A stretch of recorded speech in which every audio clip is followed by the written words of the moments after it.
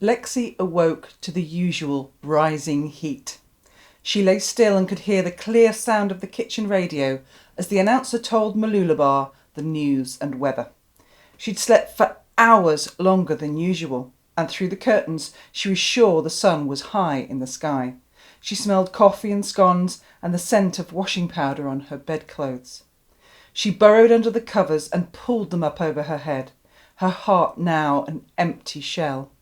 She felt so down, she couldn't even begin to see the upside. She dressed slowly and brushed her teeth, then walked through the apartment. Her parents were sitting on the balcony. They smiled, and her mother's hair was loose, and they were both barefoot. Lexi frowned. She'd never seen them barefoot before. Gus lay at their feet in a shaft of sunlight. Lexi slipped out of the apartment and closed the door. Downstairs she watched as Bella played in the pool with other children. The screeches and giggles caught in the air and sailed up to all the watching balconies. She saw Teddy close by. She loves Teddy more than me, thought Lexi. And who could blame her? Came a voice from inside Lexi's head. Lexi didn't go to the pool. Instead, she walked through the gardens and past the cars into the wide, dusty street. She paused, then turned right, not sure where she was going. All she knew was that everything she knew was firmly in the past. Friends, family, her home, she'd lost them all. Mum had work, Dad had bikes, Bella had friends, Gus even made friends on his walks. Everyone had moved on and left her behind. You chose to stand still, Lexi, came the voice again, and it was correct. She walked on. She looked up in the sky. There wasn't a cloud to be seen. Even though it was winter, it was beautiful and warm.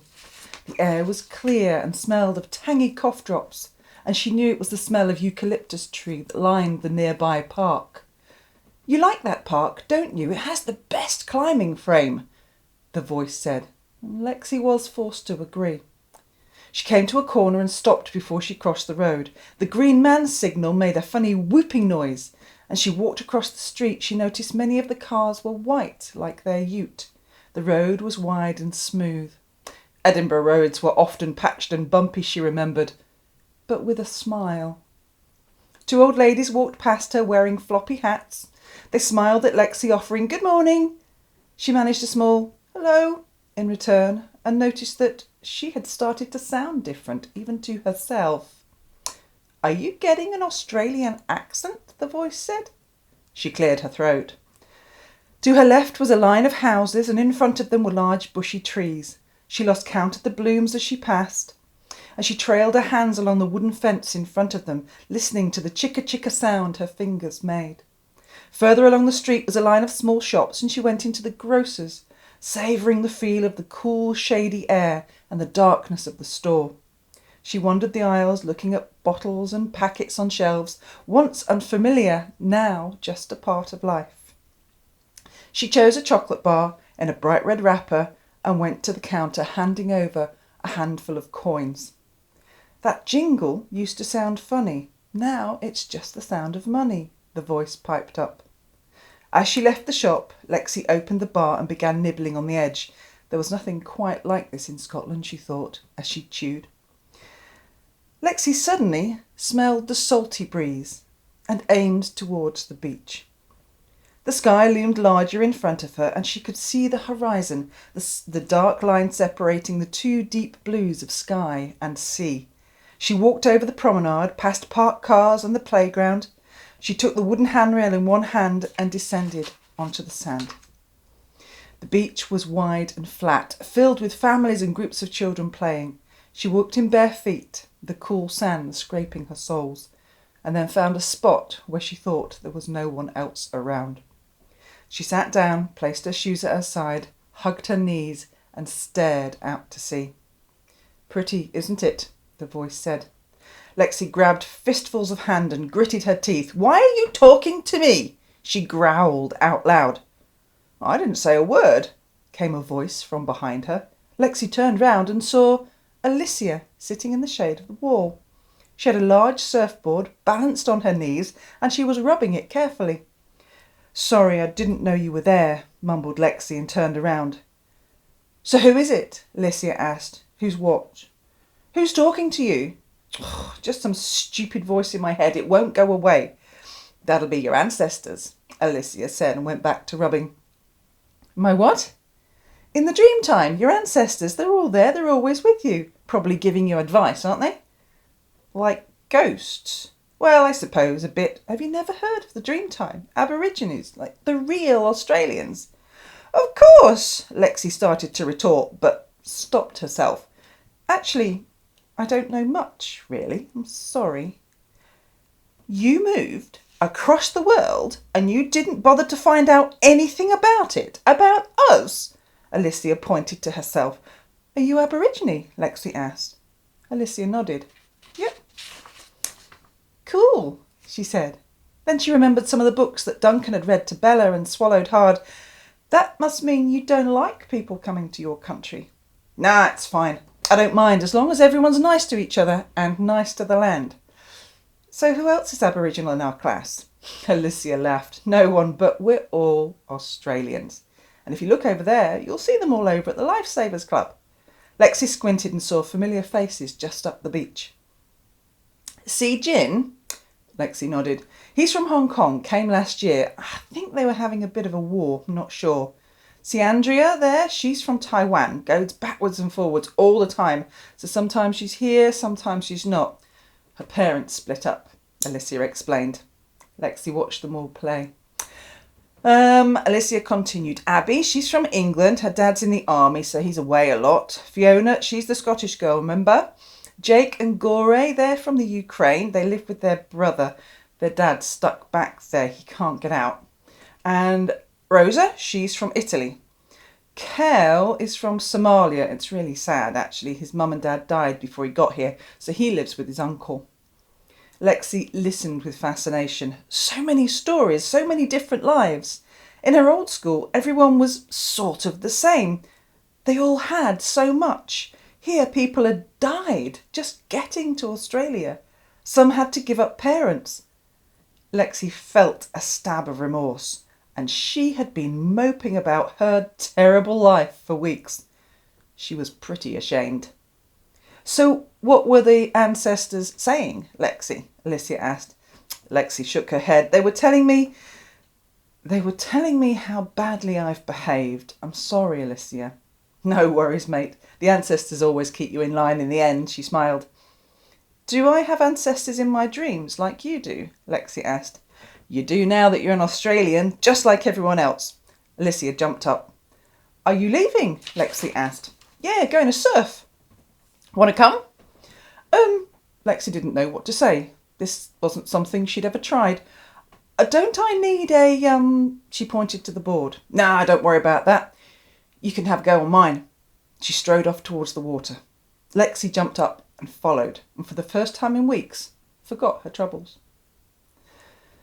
Bella, Lexi, come on now, let's go for a walk along the front. Daddy said he'd buy ice cream, Kate called over the balcony. She heard a small, appreciative squeal and a splash. Kate walked back to the apartment. Duncan followed, rummaging in his wallet. The front door opened and Bella ran in, trailing a wet teddy and towel. Where's Lexi? Kate called. I don't know, Bella said, pulling on a shirt. Kate stopped. Wasn't she at the pool? No. Are you sure? Was she sitting out the way, maybe? No, she wasn't there, Mummy. Alicia paddled on her board over the smaller waves. Lexi followed, her feet sinking in the swirling sand. Just wait there, Lex, and watch me for a bit, she said. G'day, called a voice behind her, and a man ran past Lexi into the sea. Then she noticed more and more people doing the same. She watched with growing interest as he lay down on the board and began to paddle out. Lexi shielded her eyes and watched as they waited in the sea. A wave grew behind all of them, taking the tide out from under her feet. Then she gaped as they turned, rose to their feet and stood on the board, whilst the foamy water swelled. The wave grew bigger and bigger, carrying Alicia on high towards the shore. Lexi heard a roar as the wave crashed and she disappeared from view. Lexi held her breath. Then suddenly Alicia emerged from a watery tunnel, balanced expertly, arms outstretched, racing the water back to the beach, using all the power of the sea. She hurtled along, the wind throwing her wild hair about her face. Lexi stared and clapped her hands. She ran into the water to get a better look as Alicia finished her run. Wow, this looks like fun. Alicia wiped off her face. What do you think? Want to go? I'd love a go. Come on, let's get you aboard. On the beach, they approached a man, short with a dark bushy beard, who was busy setting up a sign which read, "Surfing lessons with Tom." He had a small table and chair which he placed next to the upright board. Behind him was a trailer full of different sized surfboards. "Hi, Dad," Alicia said. "Hi, sweetheart. Who's this?" "This is my friend Lexi. She wants to surf." Lexi reddened and looked down. Alicia had called her a friend. But then she realised, "Oh, no, I can't learn to surf. We can't afford lessons. I'm sorry." The colour in her cheeks deepened with embarrassment. "No worries, Lexi. Alicia can teach you no charge." They nodded eagerly. "But I don't want to get things for free," Lexi continued, "because I can't ever pay anyone back." "Then we'll have to keep this a secret then, won't we?" said Alicia's dad with a wink and a grin. "Duncan, Lexi wasn't at the pool." Kate walked purposefully through the apartment. "I'm going to check downstairs." "Girls, have you seen Lexi?" Duncan asked the children in the pool. "No, I haven't seen her." Duncan and Kate looked at one another. "Come on, we need to find her," Kate said, opening the ute. "You drive." Lexi zipped up a wetsuit and Tom gave her a board. It was huge and quite heavy. First, Alicia and Tom showed her how to stand whilst on the sand. Then they plunged into the sea for her first real go. She puffed and panted trying to paddle the board out against the tide. "How do you make this look so easy, Alicia?" she called. Tom watched from the shallows, shouting instructions. Lexi had to concentrate on just staying flat on the board, as it felt as if the sea were trying to tip her off sideways. Eventually, Alicia said they were far enough out and they turned to face the shore. Tom was a long way away and Lexi shivered with fright and excitement. This was crazy. This was the weirdest thing she'd ever done. "Here it comes," Alicia said suddenly and began to paddle frantically back to shore. "Come on!" Lexi copied her movements as she felt the water swell beneath her. It lifted her upwards and threatened to swallow her up. Lexi gritted her teeth and carried on paddling. Beside her, Alicia rose to her feet in one practiced jump and began her run. Lexi gripped the board and pushed with her feet. She stood up! She stood up on the board! She screamed with delight as the board carried on with her now perched on top. All the video games and sweets in the world weren't a patch on this feeling in her stomach right now. She was doing it. It was brilliant. The wind rushed past her ears and the spray peppered her face. It lasted a couple of seconds before she fell in. She felt the bubbly water cover her whole body through the warm black suit and felt the sand scrape at her hands and feet. She spat out salty water and rubbed her sore eyes, but every scratch and scrape was worth it. Lexi had found her thing. Today she found her upside. She ran back into the water to begin again. Duncan swung the ute into the beach car park. It had been hours since they had seen her. The beach park was full of excited children, but Duncan could see that Lexi was not amongst them. "There she is, Mummy!" Bella called. She jumped down the steps to the beach and pointed towards the Surf and Lifesaver Club. "Oh, thank goodness!" cried Kate and took Bella's hand. "Lexi!" Bella called, waving Teddy above her head. Kate watched Lexi as they approached. She looked different. Somehow, she was surrounded by other children and they all chatted excitedly. The warm air whipped up Lexi's damp hair and her tanned feet were wrinkled as if she'd been in the bath too long. At the surf club, Lexi didn't notice her family as they hurried towards her. She sipped her can of juice and inspected her scraped knees. "Lexi," said her mother. "Oh, hi, Mum!" She turned and waved. "Hi, Bella!" "Where have you been all day?" her mum scolded. "I'm here. I've come to the beach to see Alicia," she lied. It hadn't actually started out that way this morning. "We've been frantic looking for you." "I'm sorry, Mummy," she mumbled and jumped off the steps, "but I found—" "Do you you know what we were supposed to do today? Her mother asked. No. We were supposed to go and take Gus to the vet today, but instead we've spent the whole day looking for you. But I didn't know that, Lexi cried. I'm sorry. Poor Gus has to spend yet another day on the lead, not being allowed free, just because of you. How can you be so selfish? But Lexi wanted to tell her mother all about the great day she'd spent on the water, how many friends she's made, and how much better she felt. But suddenly her triumphs felt selfish and silly. Gus was going to miss out just because she didn't think. Have you been in the water? Her mother asked. She's been surfing with me, Alicia piped up. Surfing?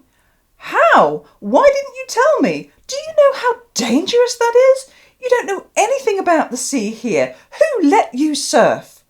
I did. Tom appeared on the steps and jumped down. I'm an instructor. I'm Alicia's dad, Tom. Pleased to meet you. He stuck out his hand. You took her out without my consent? Kate squeaked. Fair go, missus. She was in good hands. There's lots of lifeguards on duty and I watched them the whole time. Tom grinned, but Kate would not be placated. No more surfing, she said. It's dangerous. Kate turned on her heel and walked back to the car. Lexi looked at Alicia and Tom, who shrugged. There was nothing he could do. I'm sorry, Lexi repeated and followed back to the car, wondering what on earth she was supposed to feel now.